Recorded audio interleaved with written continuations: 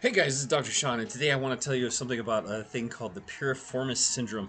I did see online that it turns out Andie MacDowell was diagnosed with Piriformis syndrome, and it sounds so dramatic, but it's really not. I'm going to show you what it is. So here's the Piriformis muscle. If you look at this diagram right here, you can see this is where your belt would go, about right there, and there's that muscle. Piriformis means pear-shaped, by the way, and it goes from the front side of the sacrum to the femur, and that's right here. So let me show you on this guy. I have a nice little thing here. So it goes from this area right in there underneath, and it travels all the way across to here. And so its action is to pull out and rotate back. So it rotates your toe kind of out if you're standing, right? And the sciatic nerve goes right underneath. In some cases, the sciatic nerve goes through it, and so it can cause all kinds of troubles with that. It's not a deal changer. It's not a big deal. I mean, if you know what to do with it, and if you know where the muscle is, it's kind of a secret muscle because not a lot of people know it. There's a piriformis stretch, which is basically bending this way. If you can see, I don't know if you can't see. Oh, you can't see, but I'm going to turn this down like this, and I'm going to show you. If you put your leg like this, and everybody tells you not to put your leg like this, but that's getting this piriformis in there to stretch.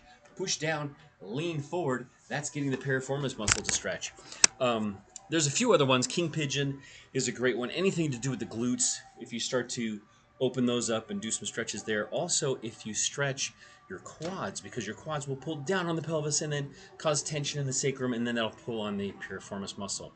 It's an easy stretch to do. If not, you get something like a tennis ball and you sit and lean on it and rub around, and that'll help open it up as well. It can cause inflammation if it's pinching down on that sciatic nerve, and that sciatic nerve will cause shooting pain down the leg.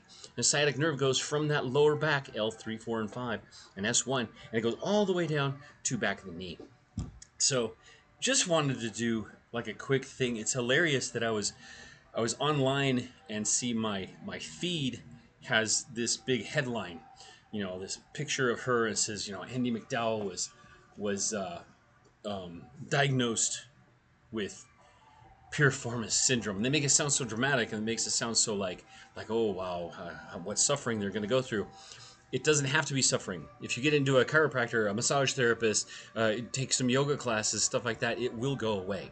It will, really. And really, if you do the chiropractic thing and use the blocking, which will actually realign the pelvis, because this guy here, if these move out of place, right? And so this is the sacrum here, and this is the lumbar spine.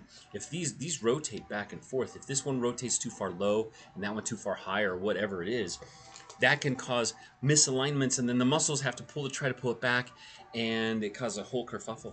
So anyway, this is Dr. Sean over at the Natural Body Works. It's been a long time since I've posted. This is the new office here, and it's 2025. So I just wanted to get back on and do some easy stuff. This is only 3 or 4 minutes, so I will show you some of the other stretches for the piriformis syndrome. I've just got to get the camera set up. I'm using sunlight today as my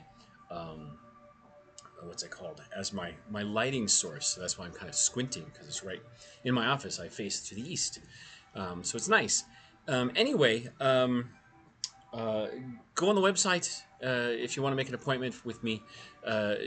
There's some dry needling aspects to the piriformis you can do, which are really good. Piriformis is a really good muscle. It's a stabilizing muscle. It's not a main mover.